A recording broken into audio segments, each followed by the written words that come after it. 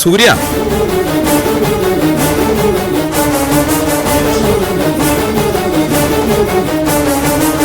സൂര്യ,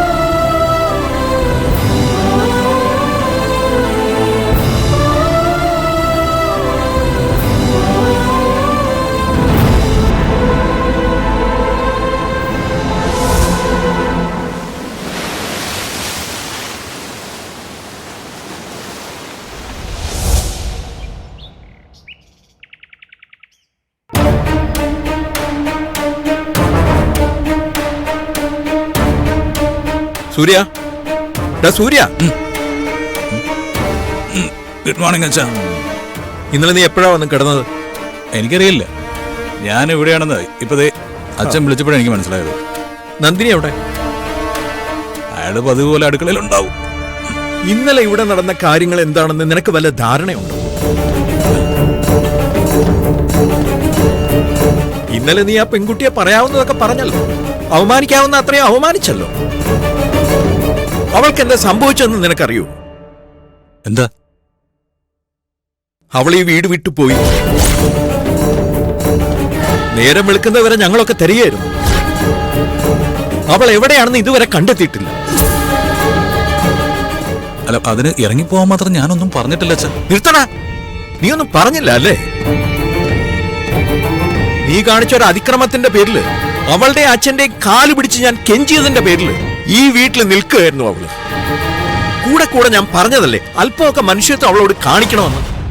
ആകെ നിന്നിൽ നിന്ന് മാത്രമാണ് അവളത് പ്രതീക്ഷിക്കുന്നതെന്ന്. എന്നിട്ട് മദ്യക്കുപ്പി കാണാത്തതിന്റെ ദേഷ്യമായിരുന്നു നിനക്ക്. അവൾ ഇവിടുന്ന് ഇറങ്ങിയിട്ടുണ്ടെങ്കിൽ അതിന്റെ കാരണം നീ തന്നെയാ. അച്ഛാ, അയാൾ എവിടെ പോവാനാ? എനിക്കറിയില്ല. മനസ്സിന് ബലമില്ലാത്തവർ ഇത്തരം ഘട്ടങ്ങളിൽ ചെയ്യുന്ന ഒരു കാര്യമുണ്ട്, ജീവൻ ഒടുക്കുക. അങ്ങനെ എന്തെങ്കിലും ചെയ്തിട്ടുണ്ടോ എന്ന് പോലെ എനിക്ക് സംശയമുണ്ട്.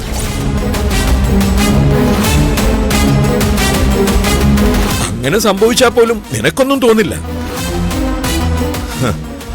ഒരിക്കൽ കഴുത്തിലൊരു മരണക്കയറിട്ട് അവളെ ജീവനോടെ കൊന്നവനല്ലേ നീ?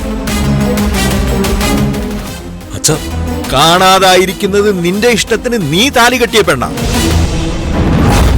അവളെ കണ്ടുപിടിക്കാനുള്ള ഉത്തരവാദിത്വം നിനക്കുണ്ട്. പാഴാക്കി കളയുന്ന ജീവിതത്തിൽ അങ്ങനെയെങ്കിലും ഒരു നന്മ ചെയ്യടാ.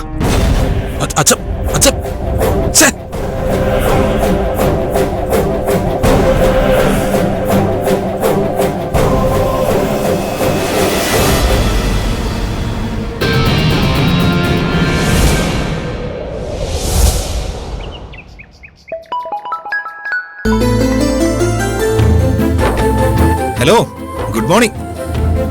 എന്താണ് ഇന്നലത്തെ കെട്ടിറങ്ങിയോ? വിവേക് ഇന്നലെ തിരിച്ചു ചെന്നിട്ട് നന്ദിനോട് ബഹളമൊന്നും ഉണ്ടാക്കില്ലല്ലോ?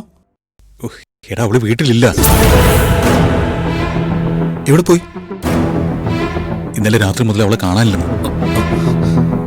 കാണാനില്ലെന്നോ? അതെ, അവര് ഇന്നലെ എന്നോട് പറയാൻ ശ്രമിച്ചെന്ന് നോക്കിയാ പറയുന്നേ. പക്ഷെ എന്റെ തലയിൽ ഒന്നും കേറിയില്ല. അച്ഛനും അളിയനും നേരം വെളുക്കുന്നവരെ അവളെ തെരഞ്ഞു എന്ന് പറഞ്ഞു. നീ എന്തായി പറയുന്നേ? എടാ, കാര്യങ്ങളൊക്കെ പ്രശ്നത്തിലാവുമല്ലോ. എടാ, എനിക്ക് ഒരു ഐഡിയയും കിട്ടുന്നില്ല. അയാളെ എങ്ങനെയെങ്കിലും കണ്ടുപിടിക്കണം. എടാ, ഞാൻ പെട്ടെന്ന് റെഡിയാവാം, നീ ഇറങ്ങിക്കോ. എടാ, അയാൾക്ക് ഇവിടെ ഒന്നും ഒരു പരിചയമില്ല. എവിടാന്ന് വെച്ച് അന്വേഷിക്കുന്നേ? എടാ, നന്ദിനിയെ കുഴപ്പമൊന്നും ഉണ്ടാവില്ല. എങ്ങനെയെങ്കിലും നമുക്ക് കണ്ടുപിടിക്കാം. ഓക്കേടാ, ഞാൻ ഇറങ്ങാം.